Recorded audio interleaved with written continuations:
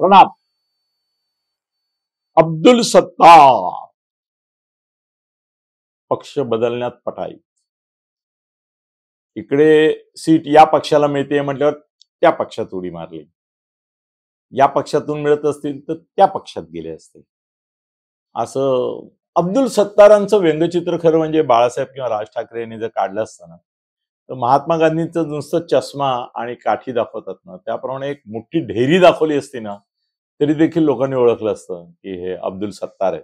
एक टोपी आणि त्याच्या खाली मोठी ढेरी, मध्ये काही गरज नाही असं व्यंगचित्र त्यांचं काढता येईल. आणि ते व्यंगचित्रातल्या व्यक्तीसारखे कार्टून सारखेच बोलतात आणि वागतात, हेही खरं आहे. आता त्यांनी ना संकटात आणलंय. कुणाला माहितीये? ते शिंदे गटात आहेत. त्यांनी मुख्यमंत्री एकनाथ शिंदे यांनाच संकटात आणलंय. कसं आणलंय माहितीये? फडणवीसांना पण आणलंय. अजितदादांचा काय संबंध नाही, फडणवीसांना आणि एकनाथ शिंदेना आणलंय. त्यांनी काय केलं माहितीये का, की औरंगाबादमध्ये हज हाऊसची एवढी प्रचंड भव्य इमारत सगळ्या मुसलमानांच्या संस्थांकडून, कुणी तर म्हणतात परराष्ट्रातून पण त्यांना मदत मिळाली, सरकारकडून पण मिळाली. त्या भूखंडावर एवढी प्रचंड हे उभी करतायत हज हाऊस ते. आणि महत्वाची गोष्ट म्हणजे त्या हज हाऊसची तुलना त्यांनी चक्क राम मंदिराच्या ज्या वसाहती आहेत, म्हणजे वसतिगृह केली आहेत ना तिथे, धर्मशाळा म्हणतो आपण त्याला, त्या सगळ्या धर्मशाळांपेक्षा माझी धर्मशाळा भव्य दिव्य आहे असा दावा केला.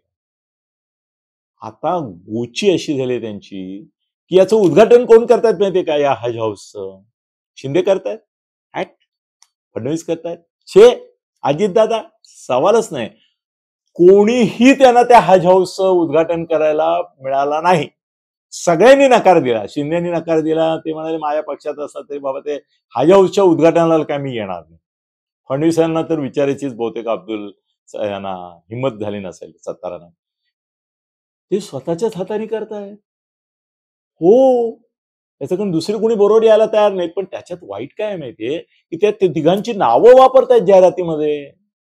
येते जाहिरात टीव्हीवर त्यांची भव्य दिव्य हज हाऊसची, त्यात या तिघांचे फोटो आणि वापरतायत. अडचणीत आणतायत, गोत्यात आणतायत, संकटात टाकतायत. अरे आमचं हिंदुत्ववादी एकनाथ शिंदे आहेत, त्यांच्या नाकाखाली टिचून तू एवढं मोठं हज हाऊस बांधलं, ते अयोध्येतल्या धर्मशाळांपेक्षा मोठं आहे असं सांगतो. काय बोलायचं तुला? नको असं असं करू नको, गुपचूप कर ना. तुला तुझ्या समाजासाठी करायचं ते कर, पण एकनाथ शिंदेना नको अडचणीत आणू. धन्यवाद. खळबळजनक गौप्यस्फोट म्हणजेच YouTube चॅनल अनिल थत्ते गगनभेदी. खळबळजनक गौप्यस्फोट म्हणजेच YouTube चॅनल अनिल थत्ते गगनभेदी.